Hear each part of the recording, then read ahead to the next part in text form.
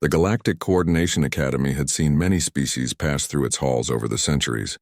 Craxian warriors with their crystalline exoskeletons, Valorian diplomats whose telepathic abilities made them natural leaders, and even the rare Thundari, whose four-armed physiology gave them unmatched coordination in zero-gravity combat. But never in all those centuries had the Academy seen anything quite like the human. Commander Jothik watched from the observation deck as Captain Elena Rodriguez stood in the training yard, arms crossed, staring at the 6 juvenile Maloran cubs who had just returned from what was supposed to be a simple hygiene protocol.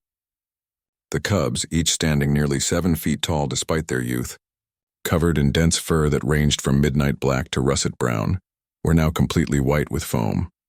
"I said clean up before training," Elena repeated, her voice carrying that peculiar human quality that somehow conveyed both exasperation and amusement simultaneously. "Not turn yourselves into soap mountains." The cubs shuffled awkwardly, soap suds dripping onto the training deck. Their pack leader, a young female named Kresh, whimpered softly, a sound that would have terrified most species who understood that Malorans were apex predators on 17 different worlds.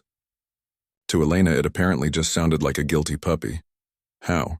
Jothik wondered aloud, his tentacles curling in confusion.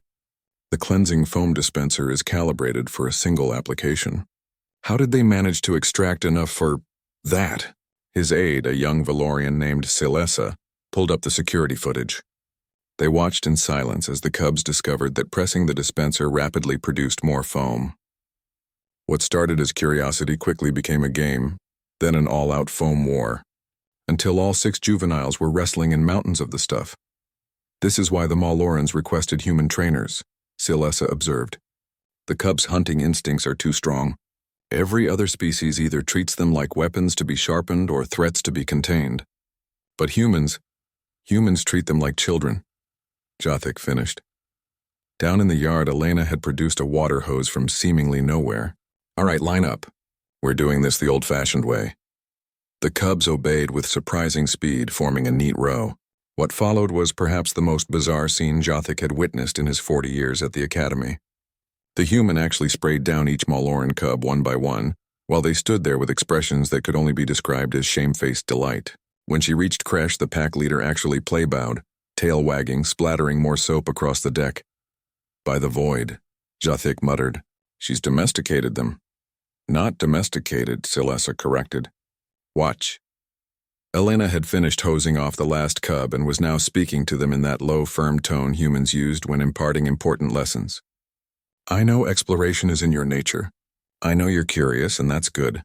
Curiosity keeps you alive in combat situations, but there's a difference between tactical awareness and making a mess because you're bored." She walked down the line, making eye contact with each cub. "Tomorrow we're doing void training, real zero-G combat scenarios. But that only happens if you can prove you're mature enough to follow basic instructions. Are we clear?" 6 massive heads nodded in unison. "Good. Now, since you've got so much energy, we're running the obstacle course twice. Then we'll do cleanup procedures properly. And I'll teach you the difference between tactical foam deployment and—" She gestured at the soap-covered yard. Whatever this was. The cubs' ears perked up at the mention of the obstacle course. Within moments, they were lined up at the starting position, all traces of shame replaced by eager competitiveness. Jothik descended to the training level, his curiosity overcoming his usual reserve. "Captain Rodriguez, a word?" Elena turned, her dark eyes sharp despite the soap stains now covering her uniform. "Commander." "Something wrong?" "On the contrary," Jothik replied. "I'm simply trying to understand your methodology. The Malorans sent us their cubs because they failed at every other training facility in the coordination. Too aggressive, too independent, too primal. Yet in 3 weeks you've achieved what others couldn't in months. How?" Elena glanced back at the cubs who were now racing through the obstacle course with impressive speed and even more impressive teamwork. "It's not complicated, Commander. Every species in the galaxy seems to forget something important about young warriors. Which is, they're still kids." Elena smiled, that uniquely human expression that showed teeth but somehow didn't threaten. "Yeah, they're 7-foot-tall predators with claws that can slice through hull plating. But they're also teenagers away from home for the first time, trying to figure out who they are and where they fit. They don't need drill sergeants or cage keepers. They need structure, boundaries, and someone who remembers what it's like to be young and stupid and full of energy you don't know what to do with. She paused as Kresh completed the course first, howling in victory while her packmates scrambled to catch up. On Earth we have a saying, be the person your dog thinks you are.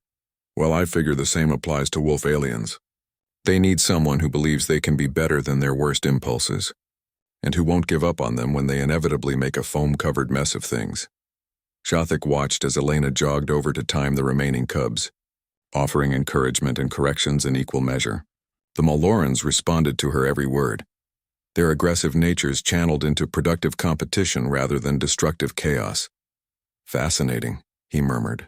Perhaps that was humanity's true gift to the galactic coordination, not their tactical brilliance or their stubborn resilience in combat, but their inexplicable ability to see potential in chaos, family in strangers, and teachable moments in disasters, even soap-covered ones.